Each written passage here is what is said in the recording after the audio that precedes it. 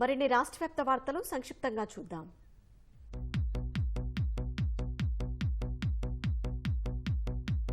విశాఖకు దీటుగా అనకాపల్లి జిల్లాను అభివృద్ధి చేస్తామని ఇన్ఛార్జి మంత్రి కొల్లు రవీంద్ర తెలిపారు. అనకాపల్లి జిల్లాను పరిశ్రమల హబ్ గా మార్చేందుకు 2 లక్షల కోట్ల వ్యయంతో పరిశ్రమల ఏర్పాటుకు సీఎం చొరవ తీసుకున్నారని వివరించారు. గంధవరం విత్తనాభివృద్ధి సంస్థ గిడ్డంగిని మార్చి ఆఖరుకు పూర్తి చేయాలని ఆదేశించారు. తరువాత చోడవరం పర్యటనలో గోవాడ చక్కెర కర్మాగారాన్ని పరిశీలించారు. బకాయిల్ని త్వరలోనే విడుదలయ్యేలా చూస్తానన్నారు.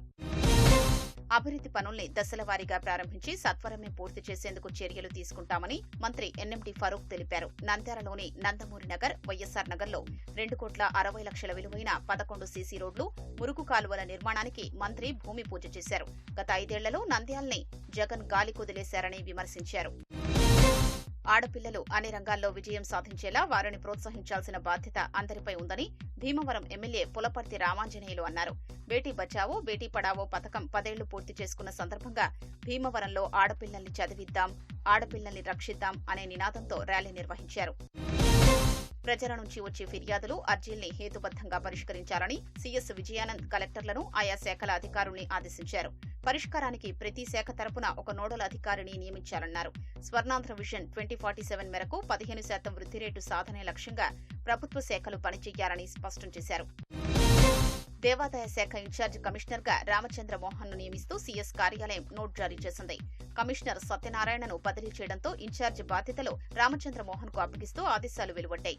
తదుపరి ఉత్తర్వుల వరకు బాధ్యతలు చేపట్టాలని సీఎస్ ఆదేశించారు.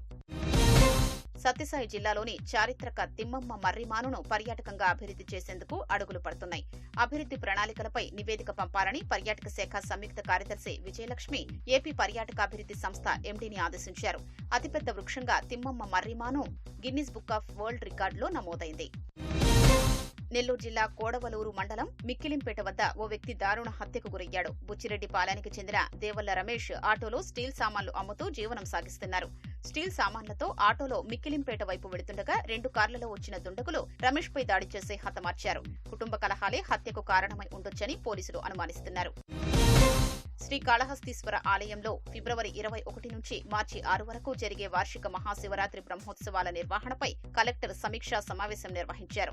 బ్రహ్మోత్సవాలకు 10 లక్షలకు పైగా భక్తులు హాజరు కానున్నారని, రద్దీని దృష్టిలో ఉంచుకుని ఆన్లైన్ టికెట్లు అందుబాటులోకి తీసుకొస్తున్నట్లు తెలిపారు. వీఐపీలకు ప్రత్యేక స్లాట్ ఏర్పాటు చేస్తున్నట్లు వెల్లడించారు. ఈనాడు స్పోర్ట్స్ లీగ్ ఆధ్వర్యంలో రాష్ట్ర స్థాయి క్రికెట్ పోటీలు ఉత్కంఠగా సాగుతున్నాయి. గుంటూరు జిల్లా ఆచార్య నాగార్జున విశ్వవిద్యాలయంలో జూనియర్ విభాగంలో నిర్వహించిన పోటీలో తెలంగాణ టైగర్స్ పై హైదరాబాద్ హీరోస్ జట్టు 6 వికెట్ల తేడాతో విజయం సాధించింది. మరో మ్యాచ్లో రాయలసీమ రాకర్స్ జట్టు నార్త్ ఆంధ్ర నింజాస్ పై 22 పరుగుల తేడాతో విజయం సాధించింది.